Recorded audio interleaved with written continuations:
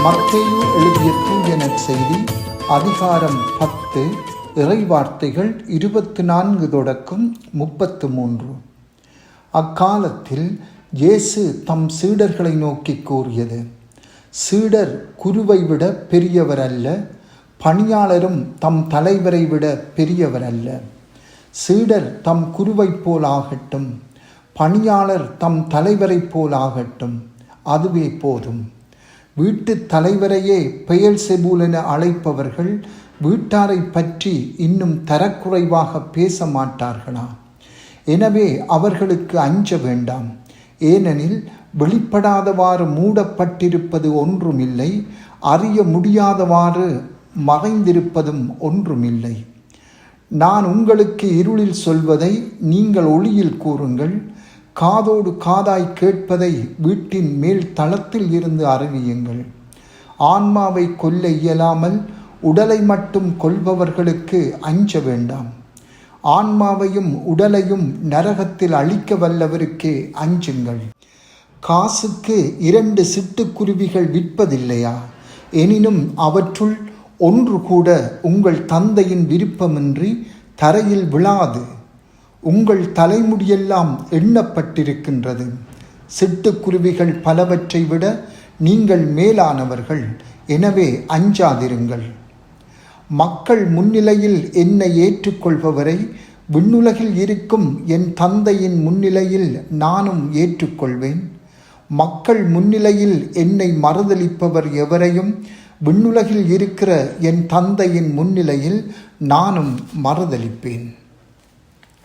சிந்தனை: ஆசிரியர் அல்லது போதகர் என்பதற்கு வரைவிலக்கணம் இயேசு கிறிஸ்துவே. அவர் நிறைவான அல்லது முழுமையான ஒரு போதகர். ஞானத்தின் வடிவமே அவர். இவரே மனிதனாக பிறந்த வார்த்தை. இயேசுவின் சீடர்கள் ஞானத்திலோ புனிதத்திலோ புரிந்து கொள்ளும் தன்மையிலோ இயேசுவை மிஞ்சவோ அவருக்கு ஈடாகவோ முடியாது. மாறாக அவர்களுடையதும் எங்களுடையதுமான அழைப்பு எதுவென்றால் கிறிஸ்துவுக்கு முற்றிலும் ஒப்பாக மாறுவதுதான். அதாவது தாழ்மையுடன் அவருடைய வாழ்வை பின்பற்றுவது, அவருடைய பணியில் பங்கு கொள்ளுவது, அவருடன் இணைந்து துன்புறுவது ஆகும். இயேசு தவறாக புரிந்து கொள்ளப்பட்டு பழி சுமத்தப்பட்டு புறக்கணிக்கப்பட்டார் என்றால் அவரை பின்பற்றுகின்றவர்களும் அதையே அதனிலும் கூடுதலாகவே எதிர்பார்க்க வேண்டும்.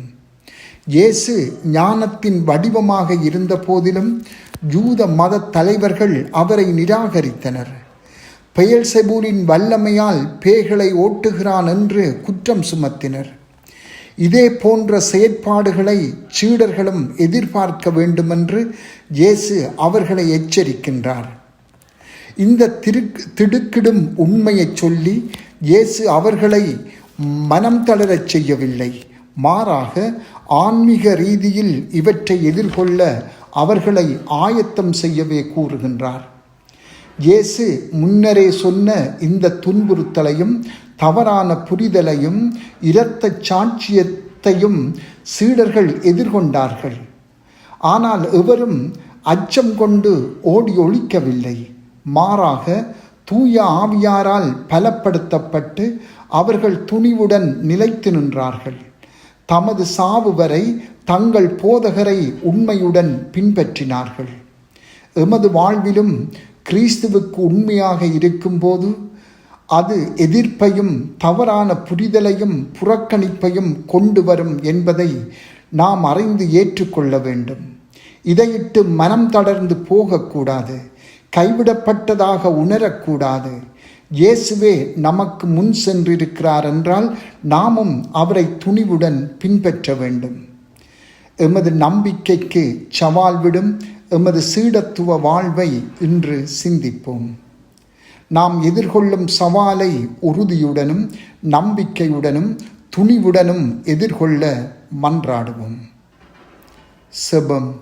ஆண்டவரே, துன்புறுத்தல்கள், எதிர்ப்புகள், கஷ்டங்களை எதிர்கொள்ளும் போது துணிவையும் மன அமைதியையும் தாரும். ஆமென்.